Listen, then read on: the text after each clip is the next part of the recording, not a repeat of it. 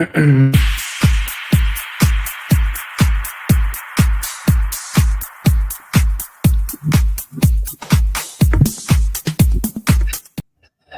all, welcome all. I know why you guys are here. I know why you guys are here. You've come for the Florian Wirtz announcement, haven't you? But like everybody else, we're all looking at the time. We're all looking at our watches. Like, where the hell is Florian Wirtz? Has his medical been completed? Where are the videos? Where's the announcement? Where's the trailer? Where's everything? We've done our job. We got him to AXA yesterday. Big up to Nicholas Bieber as well. That he's been tracking his plane for the last, I don't know, about 6 weeks. But everything is supposed to be now set up for the big announcement. And it was all set up for Florian Wirtz or Florian Friday. And I think we still will get it. Before I came on stream, I've been sort of looking at my phone any second. And just to give you a bit of an insight as to how these journalists get it, they don't get 2-3 hours, briefing. Like, they don't get 2-3 hours notice, from what I understand as well. And what they do is sometimes get a 5-minute notice, a 10-minute notice. And especially when it comes to some sort of like a Florian Wirtz signing, a Frimpong signing, these guys will have all their articles ready. So when they do get the nod, they literally get 5-10 minutes. So it's 10 to 6 now. They could get the notice within 5 minutes and it all will blow up. So just to give you a bit of an insight, that's how things work. And sometimes they don't even get it. Honestly, like Mohamed Salah, a few friends told me that they didn't get it. I think the Van Dijk one was the same. The Conor Bradley one, they got literally about 20 minutes notice. Frimpong one was about 10-minute notice. So yeah, let's see what happens. There's still plenty of time to announce the big one. I think it will get done, and that's just a complete prediction. But a lot of the journalists, to be fair to us fans, were telling us that it's all set up for a big day on Friday. Will Liverpool do something on Saturday? I would not know. But what I will promise you is I've got my phone open on WhatsApp. So if I get the go ahead, I will let you guys know. I've just received a message saying I don't think it's going to be 6 o'clock. So there's 8 minutes left, but that's the latest that we've got on the Florian Wirtz announcement. And it better not be at 7 o'clock because I'll be at football.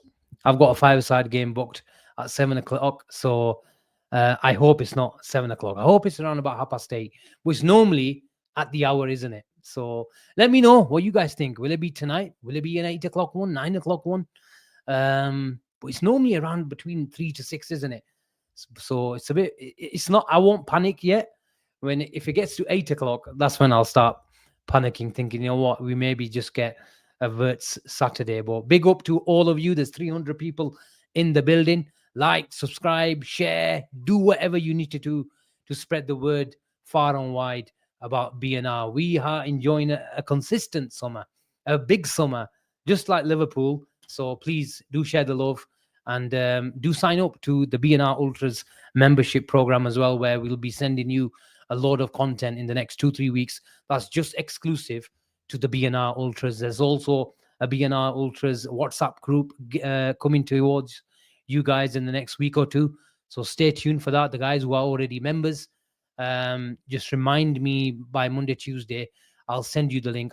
I'm planning to make that WhatsApp community group during the weekend, and then I'll send out all you guys the link for that. Right, the formalities are out of the way. Let's get to big up.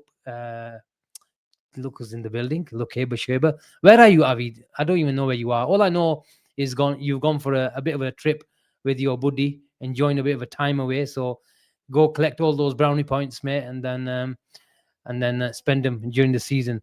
Tika, let's go to today's news. Can everyone see that? Maybe if I just share the screen, then you will be able to see it.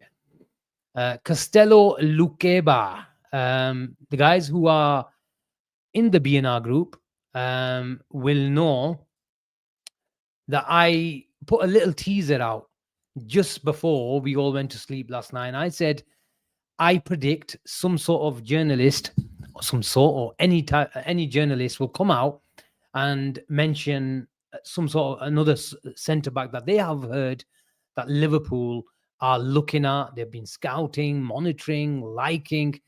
Farouk is in the group and he is saying, yes, you did. Thank you very much for verifying that. Because I was hearing the same kind of names, the Lukebas, the Hatos. And generally, when this sort of news comes out, Liverpool also put it out as well. Because as we know, with the Isak deal, we'll be discussing.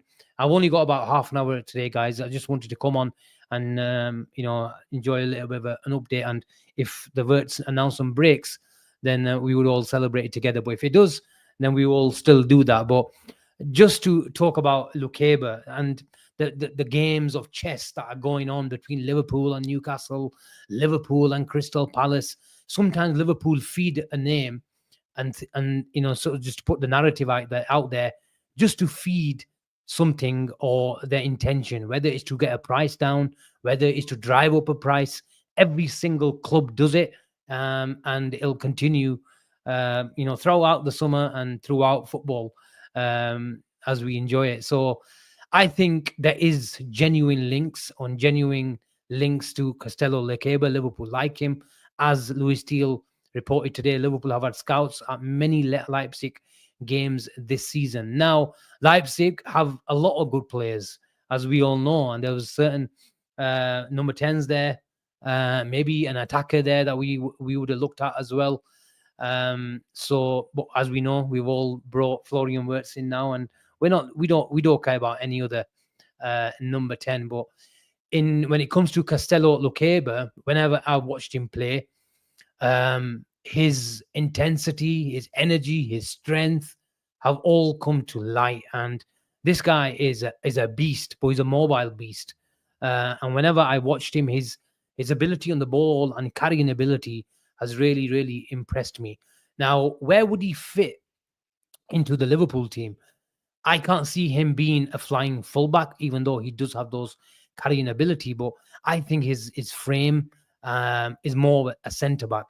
And then if you do play, or at times, even though I don't think Liverpool will ever start a game with 3 centre backs, starting on paper with 2 wing backs. I don't think we do that. We're not going to go change that system. Why would we? We just bloody won the league with the 4-3-3. Subtle changes. Yes, maybe.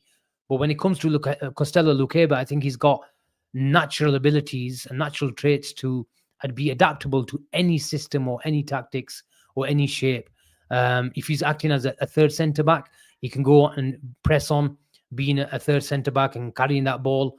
Just like we've seen Matip over the years on the other side. He can do that on the left-hand side. A lot of people saying, I'd rather have someone like Bastoni. Bastoni is a really good player as well, but I think Castello Lukeba has got age on his side, 22, pacey, strong. I've not really done a deep dive into his stats and compared him to top European centre backs, but I'm just going to pick up. Can everyone see that?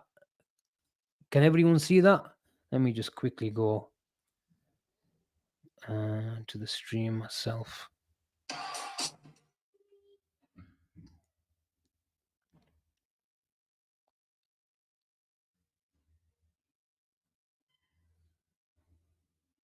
How many ads do we have?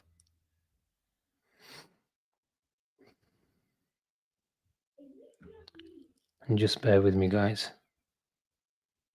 Yeah, you guys can see it. There we are. Right.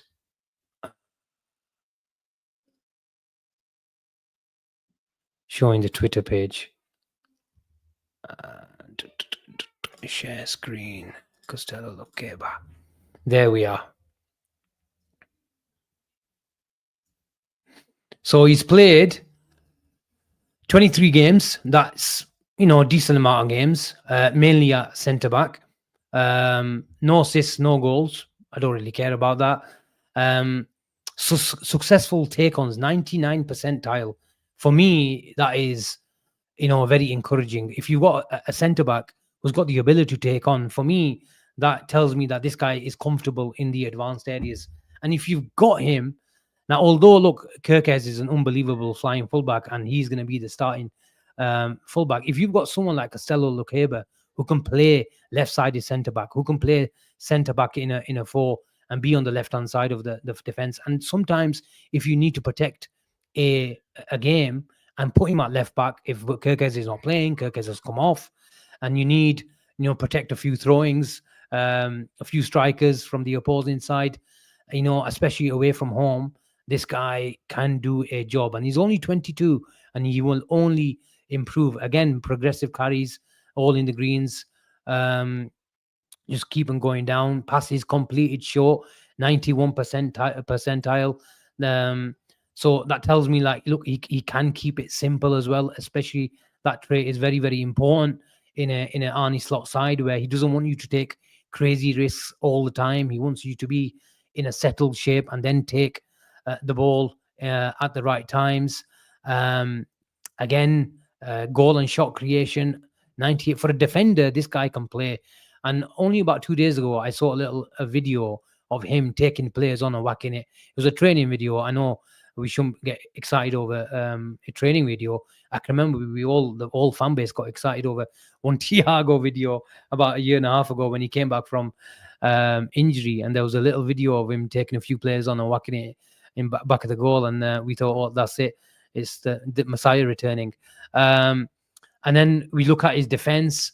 Dribbles tackled, passes blocked in the 97 percentiles. That tells me this young kid can read a game. If you're intercepting, there's interceptions there as well, which is not great. But if your passes are getting blocked, that tells me you're putting the body on the line as well as reading the game really well. Take-ons, attempting, again, for a centre back to be, taking on players, carrying the ball, and being brave to advance into those areas.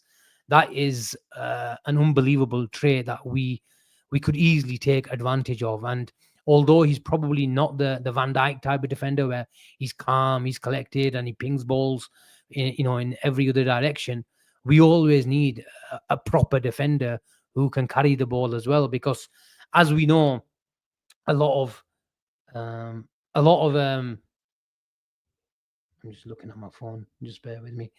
A lot of teams do stay tight and force the ball to our other centre back, and then it's up to the likes of Kwanzaa or Kanate or anyone playing on that right hand side to carry the ball into those areas. And if they can ping it or carry it like Lukeba, then that's a really good trait to have. If you bring in someone like Lukeba, does it mean that Van Dijk has to play on the right hand side? Ooh, probably, but I don't think that we're bringing him, as a Van Dijk. Or we're not bringing him, but we're linked with him. And if we do get him, I don't think we're bringing him as a long-term Van Dijk successor, especially when you consider the likes of Hato are still getting linked. And this is a profile that about a year and a half ago was really important, where Man City and Guardiola were going towards Guardiola, Ake, and there was a maybe one more as well. Obviously, what's his name? Akanji, although he's both-footed, but he can still do that role, and he's played there as well.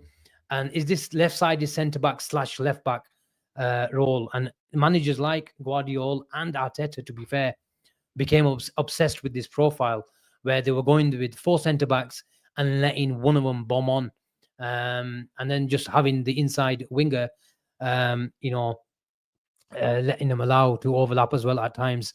But I think PSG is a bit of a blueprint for this year, and for managers looking at how flying fullbacks are working, the energy and how integral they are to any team's attacking prowess. So I think people are taking a leaf out of PSG's book, and maybe I think that's where we go towards just a natural replacement for someone like Milos Kerkez. Now, if that means Shimika stays at the club? Maybe. And I've been exploring and asking various people on the channel, will you be happy with someone like Milos Kerkez and Shimikas going into next season? The ideal situation for me was Robertson at left back and then someone like Milos Kerkez starting. I would like this profile because I think we can do with one. Arsenal have a Calafiori. I think we don't have that profile where they can play left-sided centre back, and if you need a few shifts, especially in a game that we're struggling in, that they can do a job at left back. I do like a contrasting profiles in that area. So if we've got a Milos Kerkez and a Lukeba, for example, I think Lukeba can do some shifts. Our left back can do some shifts when we give Van Dijk a rest. I think that could work. But whether we go big on him remains to be seen. How much would Lukeba, fetch? I think it'll be more than Hato. I think it'll be more than Marc Guehi. So maybe this is just an option that we're also looking at. That maybe is it an alternative to Marc Guehi, even though Marc Guehi is more, I don't know, I think the right side of defense and a cover and an understudy to Kanate this season, and maybe look to replace him. We don't know in 12 months' time. KD says 65 million. I think it's the ballpark figure, isn't it? Rumi, sorry, members, I should be putting your comments up. Gene's in the house, 400 here. Keep on smashing that like button, please. Thank you very much. Selection. Do we need to spend potentially 40 million plus euros on a left back, Hato, right now? It's a good point. Do we need to spend 40 million? I don't think so. If it's someone like Castello Lukeba, I think, who's got long-term centre-back potential, then I wouldn't mind spending 60, 65 million pounds, because I think this is a player that's going to warrant a lot of attention, either this summer in January or next summer as well. It depends how we see it. We might see Marc Guehi as an alternative across the line, and that's what I think appeals with him. He'll be a cheaper option, and he can play left back, right centre back, and left centre back as well. He can play across the line, and he's homegrown. He's English. He's a captain. He's a leader, and he knows the Premier League as well. So I think Marc Guehi ticks a lot of boxes. And although there's a lot of people on Twitter, maybe a few in the chat as well, that do not fancy him. They think he's a bit shy, even though I've checked his dual stats. And for a lad who wins a lot of deals, shy lads don't win, generally speaking, a lot of deals, because they're shy in the tackle as well. So I think I've been speaking to quite a few people who cover Crystal Palace, quite a few Crystal Palace fans as well. And they're saying, if you get him for 40 to 45 million pounds, you guys have got an absolute bargain on your hands, an absolute gem of a person as well. And we've been talking about the dickhead test all summer, haven't we? And Marc Guehi would certainly pass that. Luke Semenyo have inquired about Spurs have inquired about Semenyo. Interesting. They do need someone on the left-hand side. And there's another player who can play up top and hold the ball up. He can play on the right. He can play on the left. Somehow, look, I did say Liverpool have been scouting Semenyo, Luke, but I've always felt that he's not Liverpool quality, with all due respect. But I think that's a good move for him if he does make it to Spurs. I think that's an upgrade in theory anyway. I know Spurs didn't reflect any decent numbers in the Premier League, but in terms of the stature of the club, I think that's a really good upgrade for someone like Semenyo. Mohamed Ahmed, are we streaming later? Yes, we are. We'll be back around about 10:30 for the evening chat. We were hoping we might be live for a Wirtz announcement, but we'll stay live for a bit more. I've got a footy match to get to around about 7:00.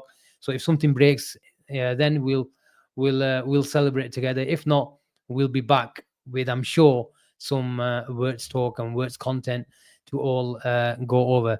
Thank you very much. Soundless00M has just subscribed. If you guys can follow this person and subscribe if you haven't, and keep smashing that like button. Let's go to the other things that have been going on then. Uh, we all, well, I kind of forgot that Milos Kerkez is the worst kept secret in the world. Has got the good old here we go today as well. But just sticking, I've just come across a few Marc Guehi tweets. Um, Chris Bascom just to I thought he wrote in the article, but Josh aggregates his article and it says if Crystal Palace are willing to sell Marc Guehi for a fee reflecting that he has only 1 year left on his contract, Liverpool could recruit the England international. So I think there's a bit of a few games going on here as well. Um, they were linked with Osman Diomande yesterday, weren't they? And I think he'll probably be more. If you're looking at the perspective of Crystal Palace, you're thinking, you know what? How do we get most out of Liverpool? They like him. We've just talked about all his qualities, and Mr. Parish, he is apparently difficult to deal with, and he will only, and let's be honest, he will act in the best interests of, um, Crystal Palace. And why not? All their fans will be saying, okay, look, if you can get 50 million out of Liverpool, then it'll be a really good deal, even though he's got 12 months left on his contract. So that is their perspective. Liverpool's perspective is you're Crystal Palace at the end of the day. I know you're FA Cup champions, but you could do with 40 million pounds. So what we'll do is we'll start 30 because we feel that you need to sell him. And that's why you're looking at Ousmane Diomande. And you've been rejecting bids for the last a year to 18 months' time, and where you could have, but now you enter the 12 months, the last 12 months of his contract. Maybe you've got some sort of verbal agreement with the player that you will let him let him leave for a reasonable fee. We all obviously don't know this. We're just speculating, and that's what we're here to do, to just speculate and talk about things and react how they break. But I think that's what the conversation, if I was Marc Guehi, I would be having, saying, look, I won the FA Cup with you. Am I realistically going to win anything else with you? Probably not. Are they in a position where there's someone like who's just missed out on Europe, and Nottingham Forest, maybe Aston Villa, missed out on the Champions League, and saying, okay, look, he's our captain. He's one of our best players. Is it worth it keeping him and getting top 4 this year, or even getting top 6, and then letting him go for free, where we're guaranteed Europe, we've got that money, but he's going to help us achieve that? Now, I don't think they'd probably be thinking that way. They've got the trophy that they all wanted. It's the first trophy, I think it was, in their history. They all had a great day in Wembley, and I think it's probably a good time for them to shake hands. And I think, in all honesty, this is all part of the negotiation process. Parish,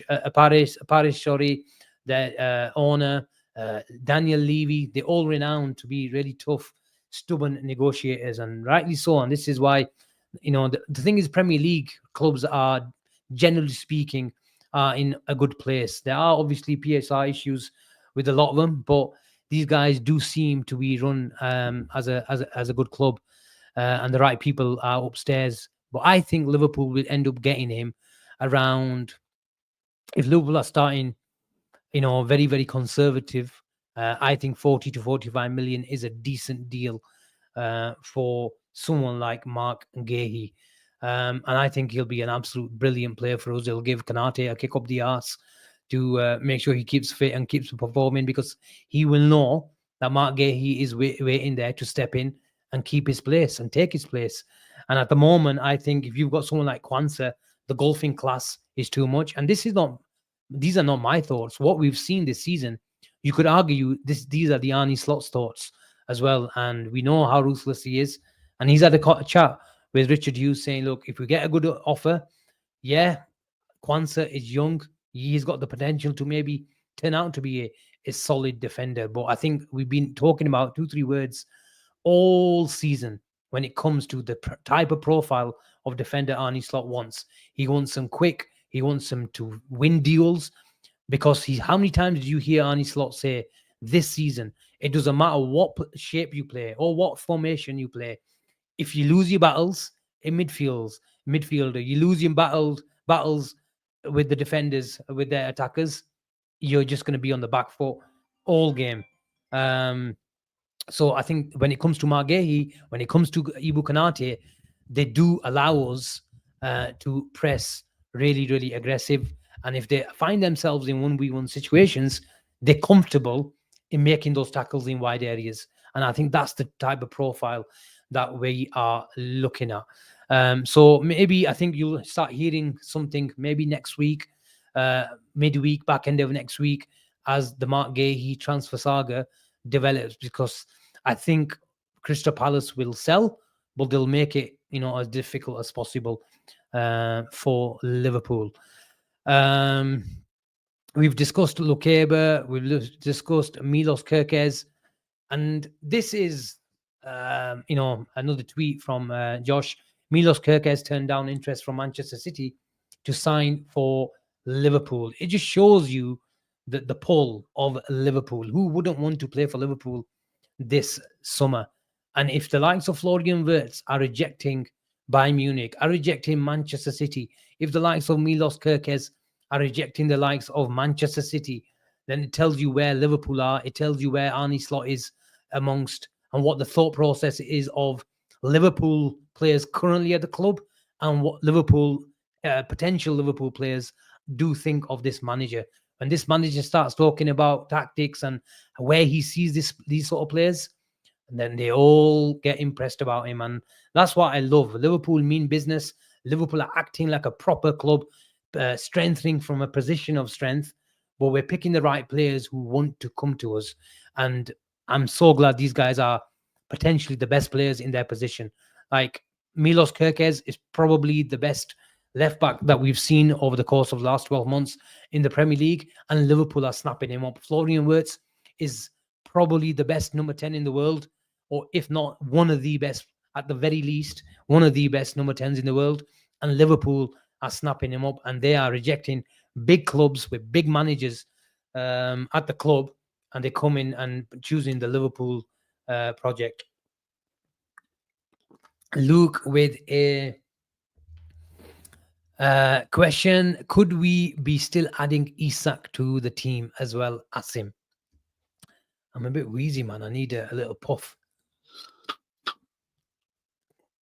Jurgen Klopp donated this to me, so it's a little gift I won't forget. Who is the better number 10 than Wirtz? Look, Musiala might have something to say about that, but I think there's slightly different number 10s. But I do like Musiala's work rate off the ball as well, but I prefer the way how Wirtz is, and I think Wirtz might be a bit more adaptable as well. But I think they had an idea that playing those number 2 10s as well, and but he decided to choose the boys in red.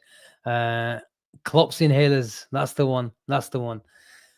Good. It wasn't the right technique, you're right, but I didn't want to take the piss and then you just take about 20 seconds out to puff properly. So when you're doing a stream, it feels so weird, even though we've been doing it for a time now, where you're looking at the camera, you think like, are you even allowed to breathe? Because the chat probably thinking, where the hell is he gone? So it's all right. I'll take another puff once I'm off. Back to the question. I think it was from Rumi. I think it was about Isak. I think there's another game of chess. It's all about the games of chess this summer, isn't there? Where Liverpool have put it out that they are willing to pull the trigger. Now, the narrative from Newcastle journalists over the last week or two was a very, very stern one, a very aggressive one, that Newcastle, doesn't matter what happens, they will not sell Alexander Isak. Angie, Avi, come on if you like. If you're bored, if your buddy's away on the beach or somewhere, wherever you are, come on. Get the streamer yard off me and let me know. But I'm actually going off in about 10 minutes or so. I've got a footy game. Like and subscribe, people. Like and subscribe. Where were we? Alexander Isak. So where were we? The narrative from the Newcastle journalists was that we are not selling him for any price. He's indispensable. He's an untouchable. And you saw all these sort of words. But then Liverpool started feeding it. Not Liverpool started feeding it, but some of the journalists, just like Alex Crook, just like Ben Jacobs, have started saying it over the last 3-4 days. that Liverpool are ready to smash their record again. After the sales, they will look to get their number 9 in, and they're not worried about a hefty fee. If it means smashing the Florian Wirtz record again, they will do it. The intention's there, and more importantly, the money is there. But all of a sudden, in the last 24 hours, the Newcastle journalists have started saying, okay, if you're ready to pull that trigger, Newcastle will only start talking at the figures around 150 million or even up to 200 million. Now, that might be right. That might be true, around 150 million pounds. But now see how the narrative has changed? That he's gone from the untouchable, from the indispensable, the unsellable, if that's a word, to we will only consider a deal at 150 million pounds. Now, are they trying to sort of send a message that, okay, I know we know you're coming. We know the reason why you're quiet on a number 9 is that you don't want to sell Darwin Núñez. You don't want to do anything with the number 9 is because you've got someone at your club that you don't trust and you don't want, frankly speaking. So why don't we, Liverpool, in Liverpool's perspective, on Liverpool's case, they're thinking, okay, let's get these deals out of the way. Let's get these sales out of the way. The Kwanzas, the Harvey Elliots, the Chiesas. And then what we'll do, more importantly, once Darwin Núñez is out of the club, then we'll go and press the button on the number 9. Now, whether that is Alexander Isak 125, 135, 140, I don't think they'll go up to 200. But I find a bit of encouragement from that narrative change. Well, they know Liverpool are coming, but the only reason why Liverpool are not there yet is because they need to sell Darwin Núñez. The moment we bring in a number 9, even if it's not Isak, even if it's an Ekitike, I believe the valuation of Darwin Núñez drops by 10, 15 million pounds.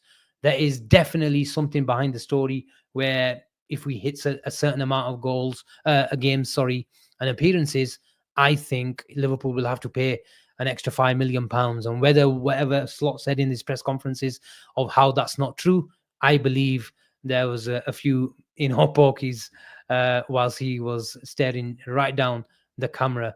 Shahid, it's a bit early in Pakistan for him anyway. He's saying Avi is partying like crazy. With the buddy Shahid, I'm not so sure.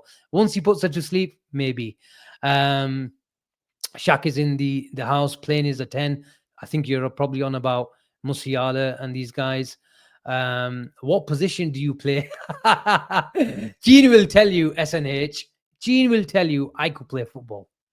And Shahid, once if I ever do make it abroad to Pakistan, and I want to play on that 11-side pitch that Shahid has got, and he will know that this lad had a talent. I'm a Buddha now, but I could play. And to be honest with you, I'm not blowing my own trumpet. I could play anywhere. I'm a bit of a KDB or a Stevie G, but Gene's probably laughing his ass off right now. But I do have a bit of everything in me.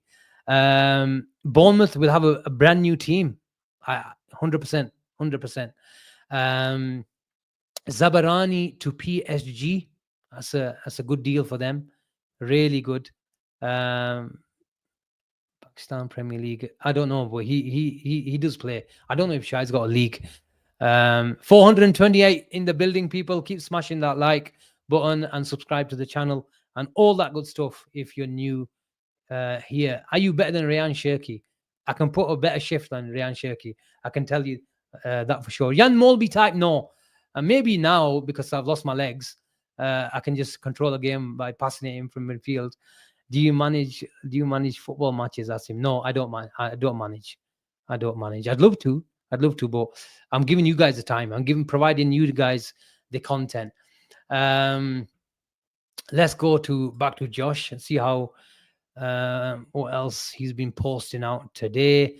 This is an interesting one. Liverpool want versatile young forwards, someone who can play sort of all three positions. Arne Slot is keen on that versatile aspect. And it all started, Ash says Space Eater.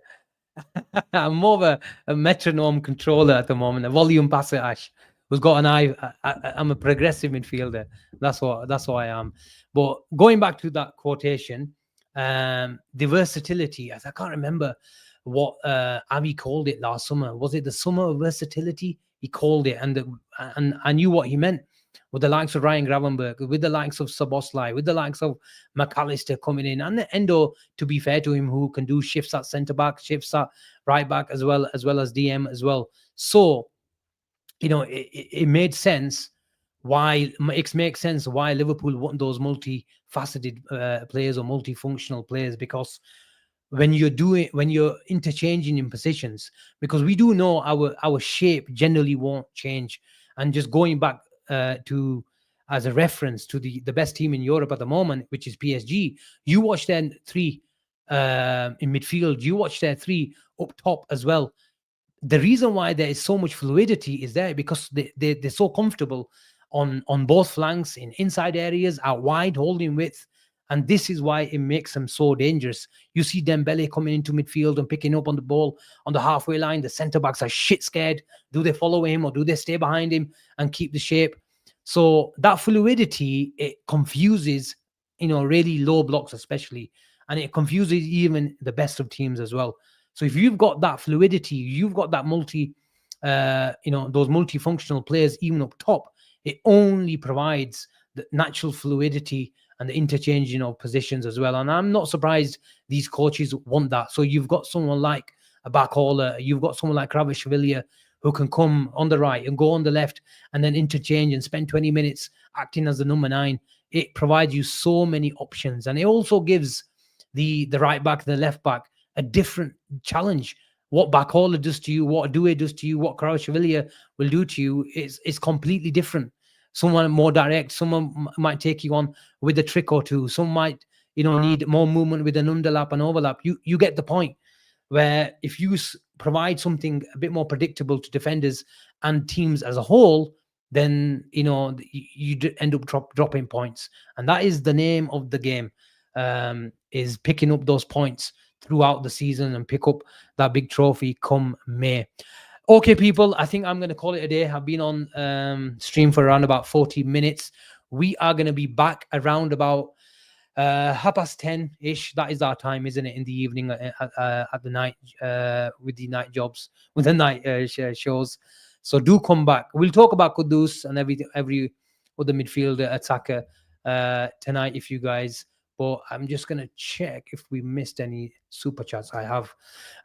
Thank you very much, Howder88, for your super chat. Thank you so much for sending that through. Have you any information about Antonio Nusa? Is that a versatile forward slot is interested in?